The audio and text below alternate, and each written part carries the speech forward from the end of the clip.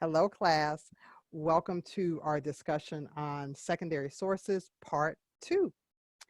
During our last class, we talked about some very important secondary sources. Specifically, we talked about 3 secondary sources, such as state encyclopedias, treatises, and legal periodicals, specifically law review articles. Now we're going to talk about some of the other secondary sources that can be helpful to us. Let me get my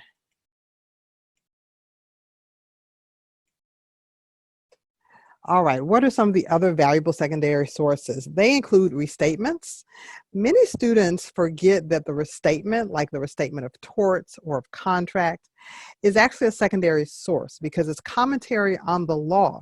It can be adopted in a particular jurisdiction, but generally the restatement is in fact a secondary source. So is ALR. ALR stands for American Law Reports. Model Acts or uniform laws, practitioner guides. Let's start with the restatement. The point of the restatement is to do just like it sounds, to restate common law rules. The restatement is very respected, so it is something you can cite. I think ideally, let's say if you're researching in Texas and the restatement view for IIED has been adopted in Texas, I'm just making this up, I don't know if it's true or not, then you not only want to cite to the restatement, which is helpful, but you actually want to let the reader know that the restatement view has been adopted in that jurisdiction, because that elevates the importance of that secondary source. Oftentimes you'll see it cited. It's not very user-friendly. It's published in a variety of fields. Most people are familiar with the restatement of torts, but it's also for contracts, judgments, property, etc. So the restatement, in using it, like I said, is not very user-friendly if you're going to the print source. It is easier if you look at it electronically. But in terms of looking at the book itself, keep in mind that the restatement is divided into chapters and then narrower titles and then numbered sections within that. It's always going to start with the black letter law, and then sub-issues are discussed in the author's comments and illustrations. And it's these comments and illustrations that are frequently cited to by the courts. To use the restatement, if you're going to use it in print, you need not just one book, but a couple. You need the main volumes, the rules, plus the appendices. Those are the cases interpreting the rules. So if you're online, you don't want to just see what the statement says. You want to look at those primary sources that have been cited, cases, and that will give you a complete result. ALR stands for American Law Reports. Here's a picture of them here. So ALR is a great secondary source, but it tends to focus on discrete hot topics. So it's not going to cover everything, but it does a great job on the things that it does cover. And it covers those things in great depth.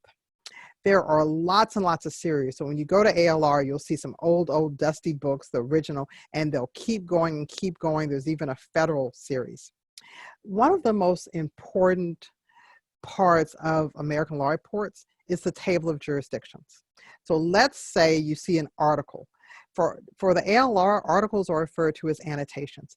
Maybe the article is on something like, should the right to request counsel be unequivocal or not? Or what is the impact of saying, should I have a lawyer on the right to counsel? Maybe that is what the annotation is under ALR. When you go to that particular article, you will see a table of jurisdictions, and it will then cite every jurisdiction that has dealt with that issue and give you a citation to what? Primary authority. Remember, part of the goal of legal research is to find that primary authority, and ALR is one way to get there. It's also going to give you some context about your topic. It's a great source. So many students ignore it. You know, there have been a few times where I've picked final memo problems and they would have an article in the ALR, and it would have saved students so much time if they had went there first. Can you update the ALR? Online's a little bit easier. Usually when things are updated, there should be a softcover pamphlet or pocket part. The ALR does have some volumes that'll let you know which annotations have been superseded. They're just so old, they're out of date. If you go on Westlaw on Lexis of the ALR, they'll let you know as they keep trying to amend those cases. So ALR is great for, as I said, hot topics, issues that are emerging or unsettled. A legal scholar writes an annotation, they call it an article, and that explores the law of the jurisdictions that have already dealt with this issue. Uniform laws and model acts, another wonderful source. I would put this right up there with the restatement. You've already had experience with this if you've taken criminal law. An example of a uniform law would be the Model Penal Code. That's a model act, or the UCC, Uniform Commercial Code, is a uniform law. Those are probably the most well-known examples. These are all considered proposed statutes, not law. That's why technically they're not, primary authority. They're secondary sources, but just like the restatement, it's unless it's adopted. Now, one thing that's very interesting about the UCC, it has been adopted in every single state. Uniform laws and model acts both contain commentary, case summaries, and research notes. They can be very helpful if they've been adopted in your jurisdiction.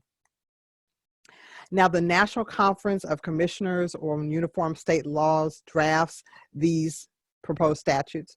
The goal is to try to promote uniformity in state law on subjects where uniformity is desirable. For example, what is mens rea? What is an assault?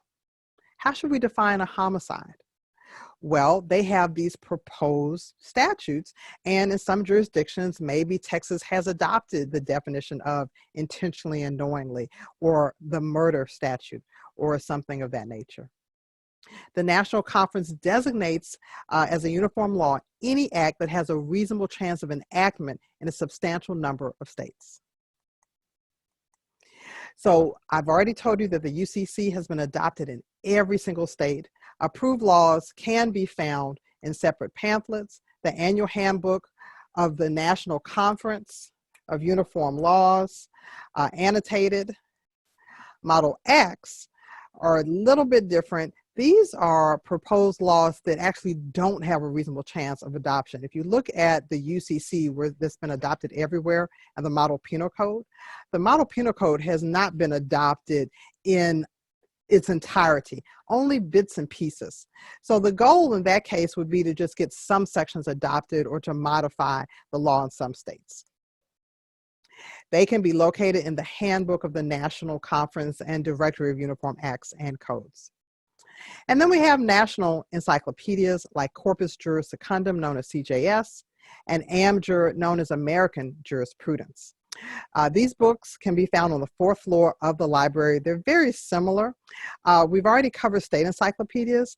You would go to a national encyclopedia if you have a common law issue, like what generally is divorce? Maybe I don't need to know what it is in Florida, but generally, what is it? Or what does this legal term mean? And so we'll give you some overview and background.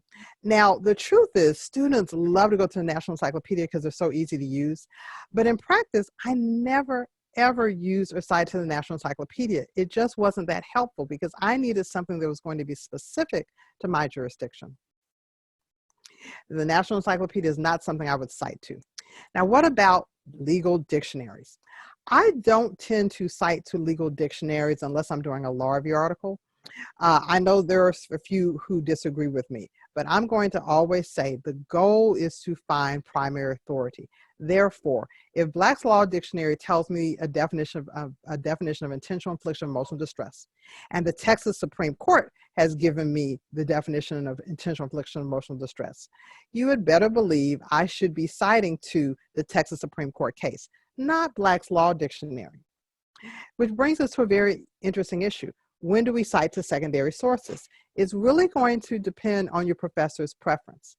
By now or soon, you're going to read many law review articles that, not just law review articles, cases that have cited to and referred to secondary sources. So secondary sources can be cited to, but always keep in mind the primary goal of legal research, to find binding authority.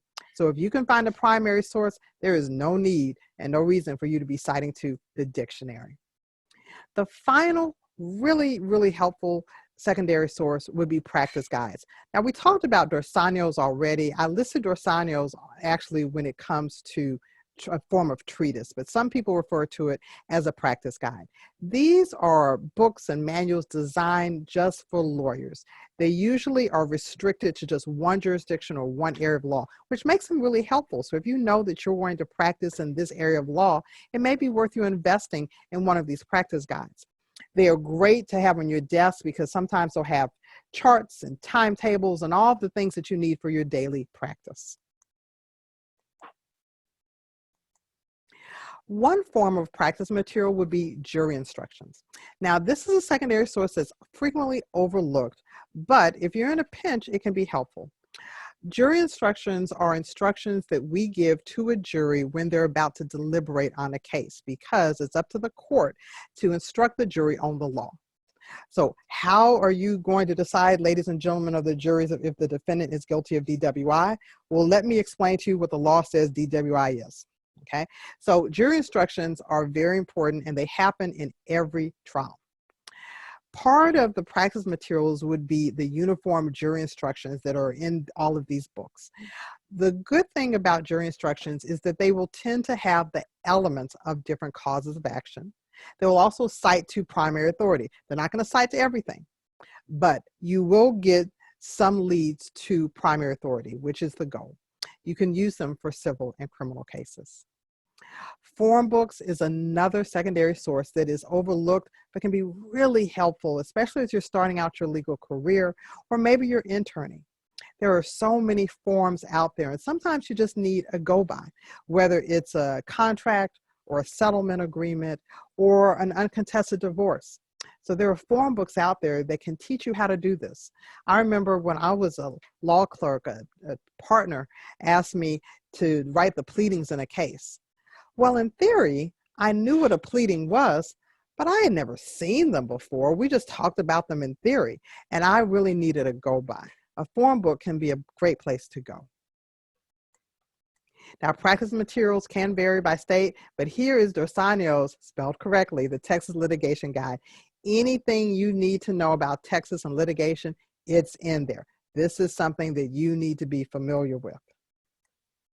So we're going to do some exercises and whatnot. They're all going to be posted in Canvas so we can roll up our sleeves and get a better sense for doing legal research using secondary sources.